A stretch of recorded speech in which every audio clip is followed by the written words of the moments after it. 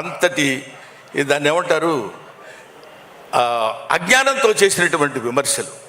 ఆ తర్వాత ఆయన విశ్వరూపం చూసిన తర్వాత సినిమాలో what is this, is it Singh film, వా ఫంటాస్టిక్ అనేటువంటి దృష్టికి తీసుకొచ్చినటువంటి దర్శకుడు మిస్టర్ సింగ్.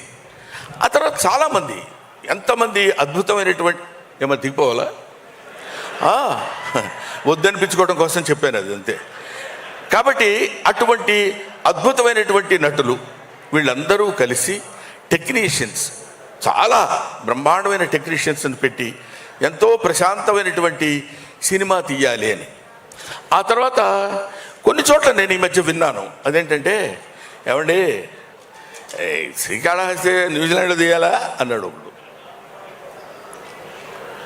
మనం ఒక చిన్న ఎగ్జాంపుల్ చెప్తాం మీకు. నేను పంది బురదలో పొర్లాడుతుంది అనుకోండి, చిచి అనుకుంటూ వెళ్ళిపోతాం పక్క నుంచి.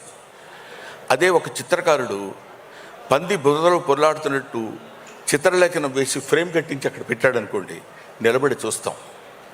అది కళకి నిజానికి ఉన్నటువంటి తేడా. మన చేత అది చూపించాలి, మనందరం దాన్ని ఇంట్రెస్టింగ్గా చూడాలి అని నేను నటించేటువంటి ఈ సినిమా నన్ను ప్రేమించేటువంటి, శివుణ్ణి ప్రేమించేటువంటి శివారాధకులైన వాళ్ళందరికీ కనులకి ఒక పండుగల, ఒక అద్భుతమైనటువంటి ఫీస్ట్కి కలగజేయాలనేటువంటి ఆలోచనతో అంత దూరం వెళ్ళి వాళ్ళందరినీ తీసుకుని, ఎందుకంటే చక్కగా ఈ పక్కనే దుర్గం చెరువు ఉంది కదా, తీసేస్తే పోద్ది అని అనుకునే వాళ్ళు కూడా ఉండొచ్చు.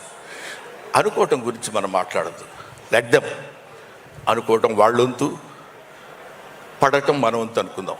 కానీ వీటన్నిటినీ చూసేవాడు ఒకడు ఉన్నాడు అనుకోవటం మన వంతు, మన అందరి వంతు. కాబట్టి వీ డూ అవర్ జాబ్. భగవద్గీతలో చెప్పినప్పుడు మన పని మనం చేసుకుంటూ వెళ్ళిపోతాం. ఆ రిజల్ట్ ఏది రావాలో ఏది కావాలో ఆ పరమేశ్వరుడికి తెలుసు. అందుకే ఈ సినిమా ఒక అద్భుతమైన విజయాన్ని సాధిస్తుందని నేను మనస్ఫూర్తిగా నమ్ముతున్నాను. నమ్మి తీరాలి ఎవడైనా. ఆ సినిమా చూసిన తర్వాత మరీ ఇంకా తెలుస్తుంది. ముఖ్యంగా come to the artistic points.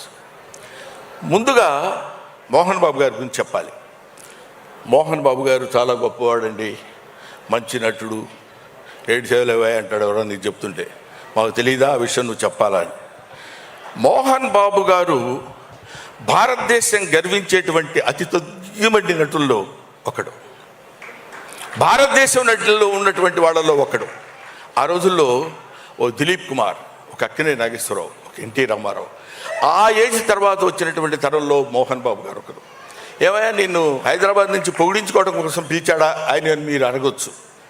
చొక్కా పట్టుకుని అడిగినా నేను చెప్పే పాయింట్ ఒకటే, ఒక డైలాగ్ చెప్పాడు అంటే ఇలాగే చెప్పాలి కదా అనిపిస్తుంది. వోకల్ కార్డ్స్ నాకు అలాగే 10 నిమిషాలు నేను మాట్లాడమంటే మాట్లాడాను. భగవంతుడు ఆయనకి ఇచ్చినటువంటి స్వరం అలాంటిది, ఒక అద్భుతమైనటువంటి స్వరధునిని ఆయనకి ఇచ్చాడు.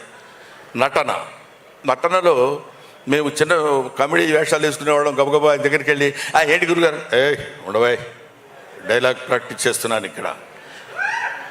ఆయన క్యారెక్టర్ చేసేటప్పుడు పాత్రలో ప్రవేశించి అద్భుతంగా నటించి మెప్పించినటువంటి నటుడు అతి తక్కువ మంది ఉంటారు. అలాంటి వాళ్ళలో చెప్పండి డైలాగ్, సరే సరే సరే అని చెప్పేవాళ్ళు ఉండొచ్చు. ఇలాంటి వాళ్ళు అతి తక్కువ మంది నటినట్లు ఉంటారు. అందులో మోహన్ బాబు గారు ప్రథమం. ఇటువంటి వాళ్ళు ఇంకా ఇంకా ఇన్ని సంవత్సరాలు, ఏమంటే మీకు ఒక 50 ఉంటాయా? 50 అండి? ఓహో, ఇండస్ట్రీకి వచ్చి 50 ఏళ్ళు అయింది ఆయన, నీకు అనుకుంటా బహుశా. కాబట్టి ఇన్ని సంవత్సరాల సుదీర్ఘమైన ప్రయాణంలో కేవలం నటుడిగా ఒక్కొక్క మెట్టు కామెడీ చేసి మా బొచ్చల్లో రాయేశాడు, విలన్ చేసి మా బొచ్చల్లో రాయేశాడు. Comedy, villain, character artist, hero, ఎన్ని రకాల పాత్రలు ఉన్నాయో అన్నీ చేయగలిగినటువంటి సమర్థత కలిగినటువంటి నటుడు ఆయన మోహన్ బాబు గారు.